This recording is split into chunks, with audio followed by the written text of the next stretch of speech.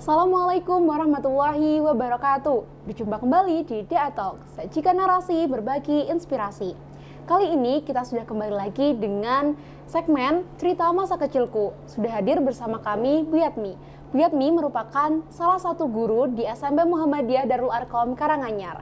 Selamat pagi Bu Yatmi. Selamat pagi Mbak Naila. Bagaimana kabarnya Bu? Alhamdulillah luar biasa. Alhamdulillah. Oke, boleh diceritakan Ibu bagaimana cerita masa kecil Bu Yatmi, terutama ketika masih SD? Bu Yatmi ketika masih SD sama seperti kalian. Bu Yatmi itu kalau sekolah sukanya jalan kaki. Karena memang sekolah Bu Yatmi dari rumah itu tidak terlalu jauh. Terus kemudian kalau pulang sekolah Bu Yatmi itu suka bermain dengan teman-teman. Kemudian Bu Yatmi itu anaknya suka berpetualang waktu SD.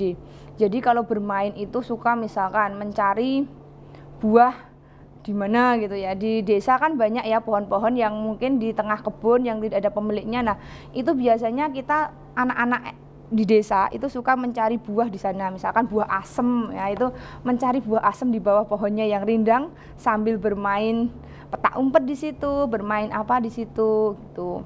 Kemudian waktu SD itu Bu Yatmi mungkin suka ini sama teman-teman Bu Yatmi itu suka bermain di mana permainannya itu menghasilkan uang. Apa tuh Bu? Gini, waktu itu diajak teman Bu Yatmi itu untuk mengumpulkan barang-barang bekas Ya. Dari situ Bu Yatmi diajak ke tempat pengumpulan barang bekas. Di sana itu Bu Yatmi belajar.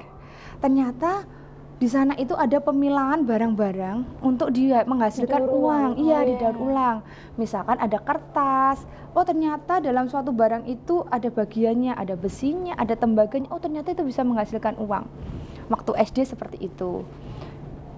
Kalau gue tahu ketika SMP gimana Bu? Apakah beda jauh?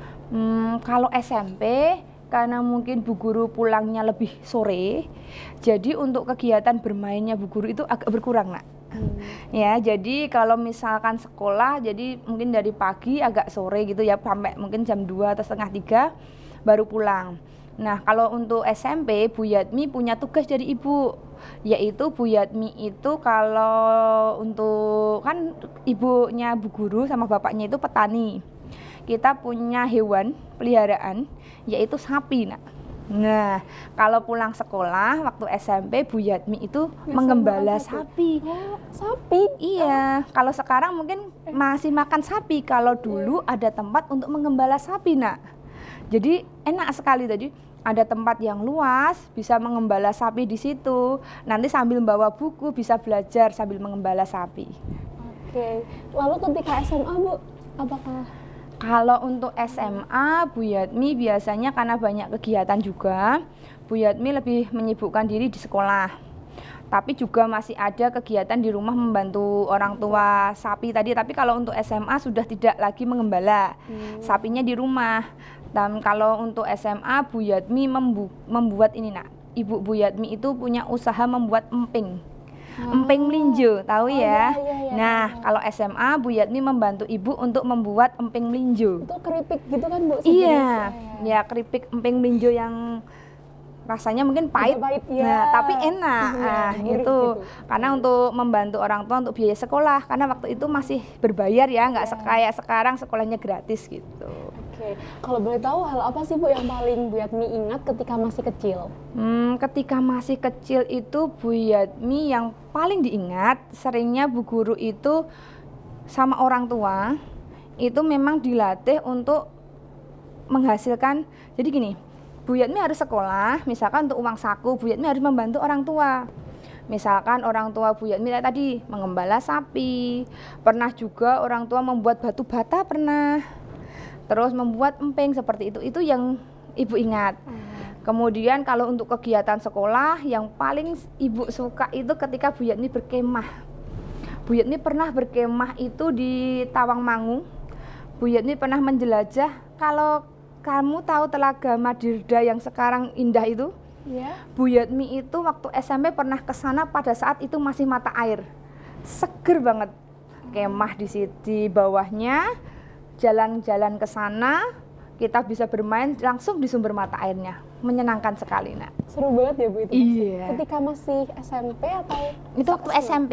Oh, sama Iya. teman-teman gitu ya Bu? Iya, dari sekolah nak. Oh, Kalau di Jambore atau kemah sekolah. satu Iya, sekolah. iya. Oke, kalau boleh tahu mapel favorit Bu Yatmi tuh memang IPA atau ada mapel favorit lain sih Bu? Waktu sekolah Bu Yatmi punya mapel favorit waktu dulu itu sebenarnya nggak IPA nak. Bu Yatmi itu sukanya matematika.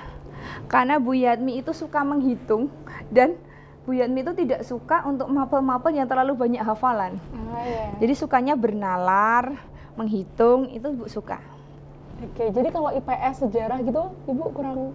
Ya suka nak, tetapi memang untuk passionnya Bu Yatmi suka lebih ke- soal-soal yang maksudnya iya. menalar, ya kan gitu. Ada soal-soal, ada kasus apa, harus pemecahannya seperti apa gitu. Oke, kalau boleh tahu model didikan dari orang tua Bu Yatmi itu seperti apa sih Bu? Kalau orang tua Bu Yatmi itu selalu menginginkan Bu Yatmi itu untuk mandiri satu. Karena Bu Yatmi itu anak nomor 1, harus mandiri dan mau bertanggung jawab.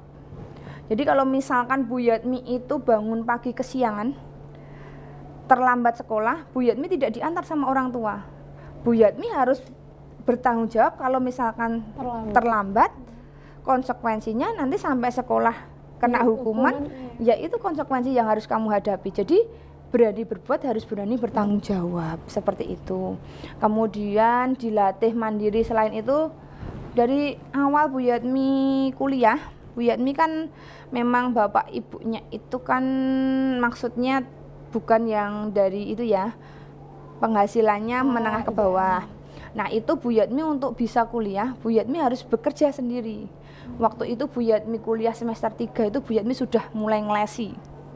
Ya, jadi ada di bimbel sampai Bu Yatmi bisa lulus kuliah dan berada di sini sama kamu. Jadi hasil kerja keras sendiri gitu ya? Iya. Sudah dilatihkan dari orang tua dari awal. Jadi kalau pengen sesuatu harus berusaha. Iya. Baik. Oke, kalau menjadi guru itu memang cita-cita Bu Yatmi sejak kecil atau cita-cita di tengah jalan sih Bu itu? Kalau untuk menjadi guru sebenarnya Bu Yatmi itu awalnya tidak bercita-cita untuk jadi guru nak. Itu adalah kalau Bu Yatmi ingat doa dari gurunya Bu Yatmi, guru fisikanya Bu Guru. Jadi guru fisikanya Bu Guru itu waktu SMA mendoakan kepada saya, Nduk, kamu nanti besok jadi guru fisika ya. Ya Allah, dan doanya itu terkabul. Kalau Bu Yatmi sendiri sebenarnya cita-citanya sih cuman gini-gini. Saya ingin kuliah dan mendapatkan pekerjaan yang baik. Karena memang tujuan utama Bu Yatmi dulu ya pengennya kuliah, kerja gitu. Jadi tidak ada cita-cita khusus harus dokter, harus apa, tidak. Tapi alhamdulillah dari doanya gurunya Bu Yatmi waktu itu Bu Yatmi bisa jadi guru fisika, meneruskan beliau. Oh, jadi yang bilang ke Bu Yatmi tadi guru fisika Iya, juga. guru fisikanya Bu Yatmi waktu itu. Dulu Bu Yatmi tuh apa sering ikut lomba-lomba gitu sih Bu saat sekolah? Iya, Termasuk- pernah sih. iya. Kalau misalkan SD, Bu Yatmi pernah ikut lomba mapel IPS pernah. Lomba siswa teladan SD pernah. Terus kalau SMP pernah ikut lomba IPA. Iya. Terus sama lomba matematika kalau waktu itu. Oke. Kan sekarang nih Bu Yatmi sudah menjadi guru. Iya. Kalau dikilas balik, menurut Bu Yatmi tuh pendidikan atau sekolah di zaman sekarang dan zaman dulu tuh apa jauh berbeda sih Bu? Untuk perbedaannya kalau dari segi pendidikan itu sama nak. Cuman perbedaannya kalau zaman dahulu mungkin karena tingkat informasi ya, informasi keterbukaan dan perkembangan zamannya itu berbeda dengan sekarang. Maka bagi Bu Yatmi yang mengalami perubahan ya dari zaman tidak ada HP pager, HP yang itu sampai sekarang Android, berarti kan ada perkembangan yang sangat pesat. Sumber informasi pun sangat pesat. Makanya untuk pendidikan sekarang juga harus berubah. Kalau misalkan masih berpatok dengan pola yang lama, kita akan tertinggal. Jadi anak-anak sekarang itu generasi Z. Kalian kan generasi Z ya nak ya. Jadi generasi yang informasinya itu terbuka sangat lebar. Kalian bisa mendapatkan informasi dari manapun.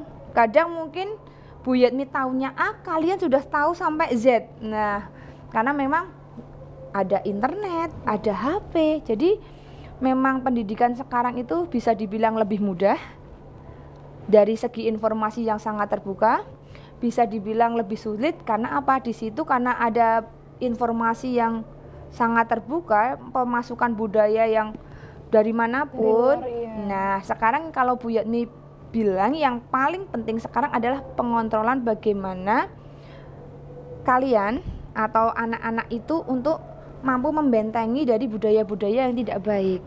Ya, jadi kita harus membuat sikap, membuat anak-anak itu mempunyai karakter yang kuat sehingga nanti tidak akan terpengaruh budaya-budaya yang tidak baik. Untuk informasi sains atau apa itu terbuka lebar. Ya. Oke, sebagai seorang guru, apa sih yang membuat Bu Yatmi itu merasa bangga?